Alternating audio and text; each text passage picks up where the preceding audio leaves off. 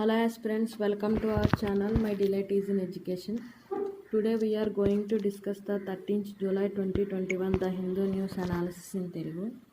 Without any delay, we move to the first article. It's about Nepal's political crisis. In blow to Oli, Nepal Supreme Court directs Diyuba to be appointed as PM. ఇదేంటంటే మనకి supreme court వచ్చి అక్కడ ఉన్న పార్లమెంట్లో order అయితే pass చేసింది. ఇప్పుడున్న పిఎంని తీసేసి కొత్త పిఎంని ఎలక్ట్ చేసుకోవడానికి టైం ఇచ్చింది. దానికి సంబంధించి అపోజిషన్ పార్టీ ఒక నేమ్ అయితే అనౌన్స్ చేసింది, దియూబాని. సో సుప్రీంకోర్టు ఆ దియూబానే న్యూ ప్రైమ్ మినిస్టర్కి అపాయింట్మెంట్ చేయమని చెప్పింది. అసలు ఎందుకు న్యూ ప్రైమ్ మినిస్టర్ని అపాయింట్మెంట్ చేశారంటే, నవంబర్ 2020 నేపాల్ పిఎం అయిన కేపీ ఓలీ ఏం చేశాడంటే ప్రెసిడెంట్ని హౌస్ని డిజాల్వ్ చేయమని చెప్పాడు, రిప్రజెంటేటివ్ హౌస్ని. ఎందుకు డిజాల్వ్ చేయమన్నాడంటే పొలిటికల్ క్రైసిస్ ఉన్నాయి, రీఎలక్షన్ జరగాలి అని అన్నాడు. సో ప్రెసిడెంట్ అప్పుడు హౌస్ని డిజాల్వ్ చేసి మళ్ళీ న్యూ హౌస్ని ఎలక్షన్ పెట్టి ఫామ్ చేశారు. మళ్ళీ మొన్న రీసెంట్గా మళ్ళీ ప్రెసిడెంట్ని మళ్ళీ డిజాల్వ్ చేయమని అడిగారు. ప్రెసిడెంట్ ఎప్పుడు పిఎం చెప్పేది, క్యాబినెట్ మినిస్టర్ చెప్పే సలహాలను పట్టే నడుచుకుంటారు కాబట్టి ఆయన మళ్ళీ డిజాల్వ్ చేశారు. అప్పుడు సుప్రీంకోర్టు వచ్చి రీఇన్స్టేట్ చేసిందనమాట. ఏ హౌస్ని అయితే డిజాల్వ్ చేశారో వాళ్ళని మళ్ళీ రీఇన్స్టేట్ చేసి వాళ్ళకు ఒక అవకాశం ఇచ్చింది కొత్త పిఎంని రిప్రజెంటేటివ్ చేయమని.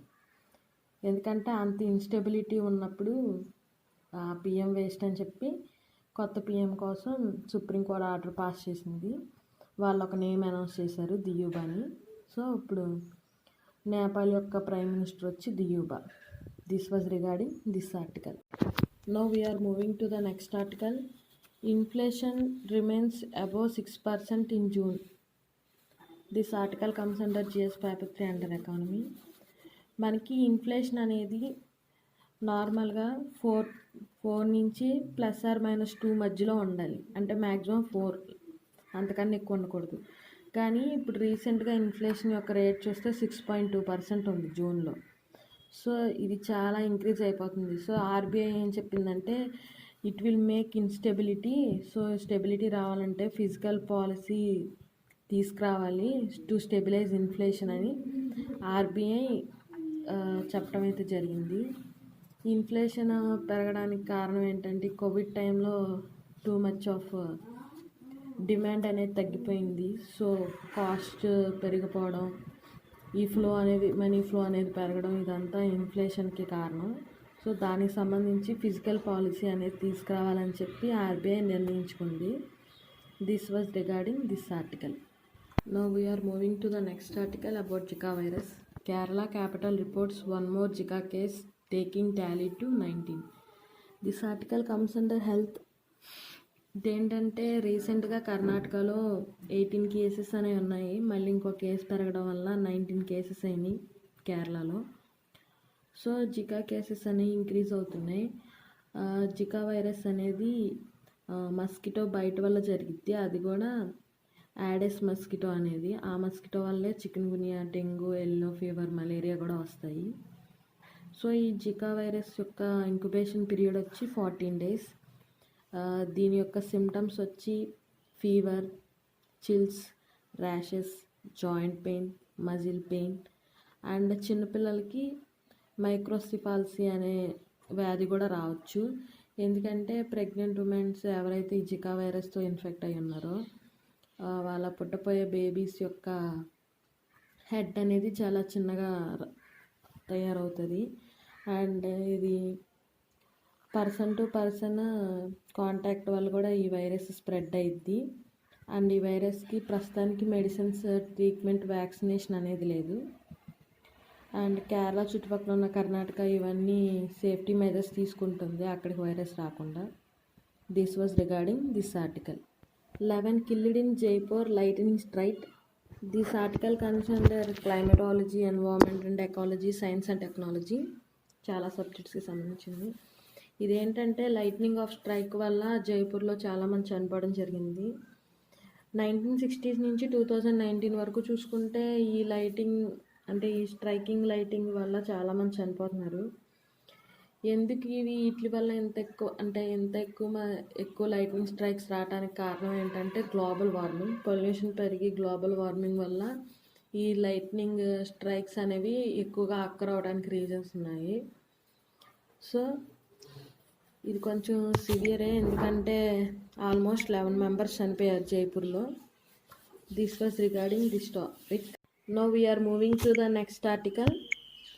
Antibodies treatment found effective under BMC. This article comes under health. ఇదేంటంటే మైల్డ్ టు మోడరేట్ సిమ్టమ్స్ ఉన్న వాళ్ళకి యాంటీబాడీస్ కాక్టైల్ ట్రీట్మెంట్ అనేది మంచి రిజల్ట్ చూపిస్తుందని బిఎంసి చెప్పడం అయితే జరిగింది. ఇదేంటి యాంటీబాడీస్ కాక్టైల్ ట్రీట్మెంట్ అంటే ఏంటంటే ల్యాబ్లో ఆర్టిఫిషియల్గా యాంటీబాడీస్ని తయారు చేసి బాడీలోకి ఇంజెక్ట్ చేస్తారు. ఆ యాంటీబాడీస్ని, ఆర్టిఫిషియల్ యాంటీబాడీస్ని. అవి పర్సన్ యొక్క బాడీలో యాంటీబాడీస్ని క్రియేట్ చేసి ఇమ్యూన్ సిస్టమ్ని బాగా పెంచుద్ది వైరస్ మీద అటాక్ చేయడానికి. సో ఇది only mild to moderate symptoms ఉన్న వాళ్ళకి, severe symptoms like oxygen supply చేసి వెంటిలేటర్ మీద పెట్టే ఆ రేంజ్లో ఉన్న పేషెంట్కి కాకుండా మైల్డ్ టు మోడరేట్ సిమ్టమ్స్ ఉన్న వాళ్ళకి ఇది మంచి ఎఫెక్టివ్నెస్ చూపిస్తుంది అని చెప్పడం అయితే జరిగింది. This was regarding this article. Now we're moving to the next article. Wild fires range as heat wave stifle western US and Canada. This article comes under climate and environment and ecology. ఇదేంటంటే రీసెంట్గా యూఎస్ఏలో, కెనడాలో 3 major fires అయితే place చేసుకున్నాయి wild forest ఏరియాస్లో. ఈ ఏరియాస్లో ఎక్కువ fires రావడానికి 3 రీజన్స్ ఉన్నాయి. వెజిటేషన్ ఆర్ ఫ్లూయల్, ఇగ్నిటైజేషన్ అంటే హ్యూమన్స్ వల్ల కానీ లైట్నింగ్ వల్ల కానీ, అండ్ థర్డ్ రీజన్ వచ్చి hot, dry and windy weather. ఈ 3 కలిసి అక్కడ ఉన్న హీట్ వేవ్స్ని బాగా ఎక్కువ ప్రొడ్యూస్ చేసి హై టెంపరేచర్ని రెడ్యూస్ చేసి ఈ మేజర్ ఫైర్స్ అనేవి రావడానికి కారణమైనవి. Everything related to almost climate issues ఏమన్నా వచ్చినా, వెదర్ అండ్ ఏమన్నా కాలినా కూడా మ్యాక్సిమం అన్నీ గ్లోబల్ వార్మింగ్ వల్లే. సో దానికి సంబంధించి ఆర్టికల్. కెనడాలో 3 times మేజర్ ఫైర్స్ అయితే ప్లేస్ చేసుకున్నాయి. మెయిన్ రీజన్ వచ్చి heat waves, high temperature produce అవడం వల్ల. This was regarding this article. Now we're moving to the next article which was on editorial page. The power of scrutiny. Supreme Court has struck a blow for inequality powers of legislatures against social media companies. This article comes under polity. మనం starting line చూస్తే supreme court has struck a blow to inquisitorial powers of legislature against social media company అని ఉంది కదా. మనకేంటంటే last year Delhi రయోట్స్ జరిగినాయి కదా, దానికి సంబంధించి ఫేస్బుక్ అనేది మెయిన్ రోల్ ప్లే చేసింది ఫేక్ న్యూస్ స్ప్రెడ్ చేయడానికి. సో దానికి సంబంధించి సుప్రీంకోర్టు రిక్వెస్ట్ చేసింది ఫేస్బుక్ ఒక చీఫ్ని వచ్చి అంటే ఆన్సర్ ఇవ్వమని, ఎందుకు అలా జరిగింది అనేది. అప్పుడు ఫేస్బుక్ ఒక రిప్లై ఏంటంటే, మేము ప్రైవేట్ కంపెనీ, మాకు ఎలాంటి ఆన్సర్ చేయాల్సిన అవసరం లేదు, మేము ఎందుకు ఆన్సర్ చేయాలి అని చెప్పింది. అప్పుడు మళ్ళీ సుప్రీంకోర్టు అడగడం అయితే జరిగింది, మీకు మీ చేతిలో పవర్ ఉంది, ఎందుకంటే మీరు సోషల్ ప్లాట్ఫామ్ ఇది, మీ దగ్గర పవర్ ఉంటుంది, డెమోక్రటిక్ సిస్టమ్ని ఎఫెక్ట్ చేసే పవర్, ఫ్రీడమ్ ఆఫ్ స్పీచ్ని పెంచే పవర్ మీ దగ్గర ఉంటుంది. సో మీరు ఆన్సర్ చెప్పచ్చు కదా, మీరు కోర్టు దగ్గరికి వచ్చి ఆన్సర్ చెప్పడానికి మీకేంటి ప్రాబ్లము, వేరే కంట్రీస్లో జరిగితే చెప్తున్నప్పుడు ఇండియా సుప్రీంకోర్టు ముందు మీరు ఆన్సర్ చేయడానికి ఎందుకు నిరాకరిస్తున్నారు అని వార్న్ చేసి లెజిస్లేచర్కి పవర్ ఇచ్చింది ఆ సోషల్ మీడియా కంపెనీస్ మీద ఛార్జ్ తీసుకోవాల్సిందిగా కొన్ని లెజిస్లేచర్ పవర్స్కి ఇచ్చింది. రిక్వెస్టింగ్ అడిగినప్పుడు వినలేదు. సో అధికారం అయితే ఇవ్వడం జరిగింది లెజిస్లేచర్ మెంబర్స్కి. This was regarding this editorial. Now we are moving to the next article which was regarding education. Prioritizing school reopening on the road to recovery. ఇదేంటంటే రీసెంట్గా కోవిడ్ ఇష్యూ వల్ల ఆల్మోస్ట్ 2 years నుంచి పిల్లలకి స్కూల్ లేదు. So దానివల్ల school dropout child labour పెరిగిపోయింది, learning loss వచ్చింది, isolation అంటే ఎలాంటి బయటికి వెళ్ళి ఆడుకోవటం లేకుండా ఐసోలేషన్లోనే ఉండటం వల్ల మెంటల్ హెల్త్ ఇష్యూస్ వచ్చినాయి. రిచ్కి పూర్కి మధ్య చాలా డిసడ్వాంటేజెస్ వచ్చింది. రిచ్ వాళ్ళు ఆన్లైన్ క్లాసెస్ అవన్నీ అటెండ్ చేయగలరు, బట్ రూరల్ ఏరియాలో ఉన్న విలేజెస్ పీపుల్ కానీ వాళ్ళకి ఫెసిలిటీస్ లేక డిజిటల్ డివైడ్ వల్ల వాళ్ళ ఎడ్యుకేషన్ చాలా గ్యాప్ వచ్చింది, నేర్చుకోలేకపోయారు. అండ్ మనం చూసుకుంటే అన్ని countries all over the world Covid వల్ల ఎఫెక్ట్ అయిన మిగతా కంట్రీస్ అన్నిటిలో స్కూల్స్ అనేవి రీఓపెన్ చేశారు, బట్ ఇండియాలో ఎందుకు చేయలేదు అని ఈ ఆర్టికల్లో క్వశ్చన్ చేయడం జరిగింది. అండ్ ఎఫెక్టివ్ మెజర్స్ తీసుకుని ప్రాక్టికల్ వేలో తీసుకొచ్చి స్కూల్స్ రీఓపెన్ చేయాలని చెప్పి ఈ ఆర్టికల్లో చెప్పడం అయితే జరిగింది. This was regarding this article. Now we're moving to the next article. Ethiopia's political tug of war. This article comes under international issues. ఇదేంటంటే ఇథియోపియాలో మనం ఎప్పుడు చూసుకున్న ఇప్పుడు ఎక్కువ పొలిటికల్ వార్స్ అనేవి జరుగుతూనే ఉంటాయి, పొలిటికల్ డిస్టర్బెన్సెస్ అనేవి చాలా ఎక్కువ ఉంటాయి. ఇథియోపియా యొక్క ఫ్యాక్ట్స్ చూసుకుంటే మనం ఇది వరల్డ్లోనే 12th పాపులస్ కంట్రీ అండ్ ఆఫ్రికాలో 2nd populous country. First populous country వచ్చి నైజీరియా. అయితే మనకి ఇథియోపియాలో ఏంటంటే యూనిటరీ ఫార్మ్ ఆఫ్ గవర్నమెంట్ కాకుండా ఫెడరల్ ఫార్మ్ ఆఫ్ గవర్నమెంట్ ఉంది.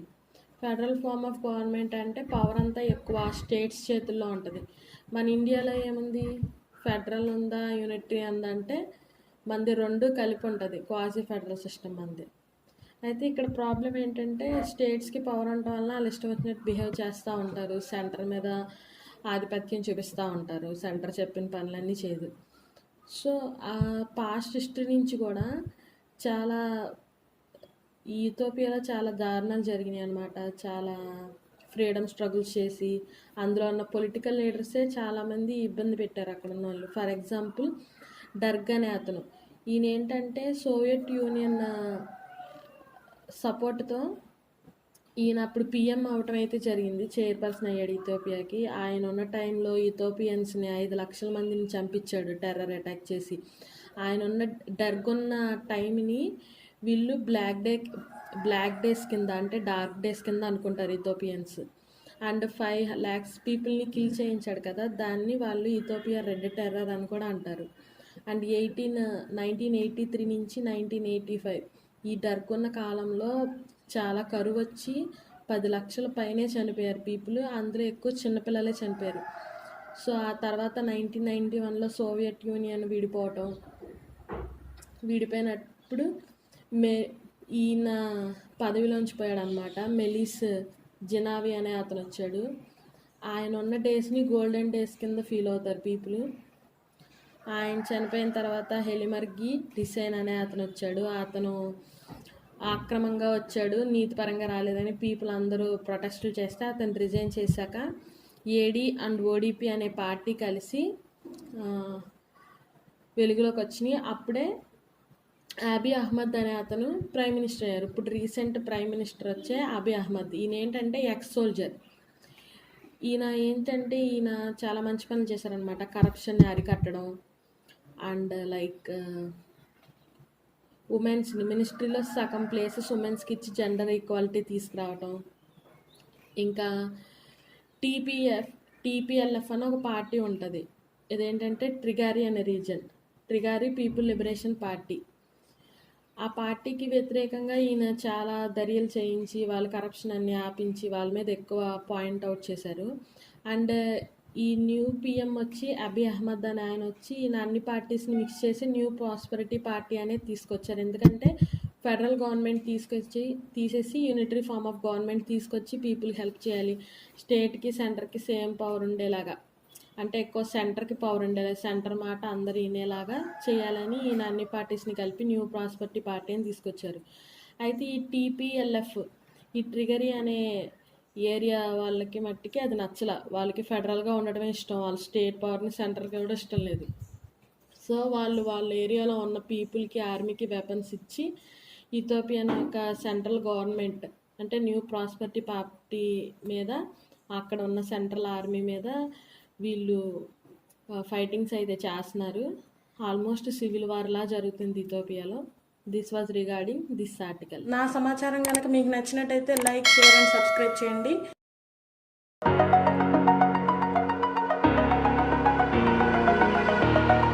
Over the edge, feel like I'm floating through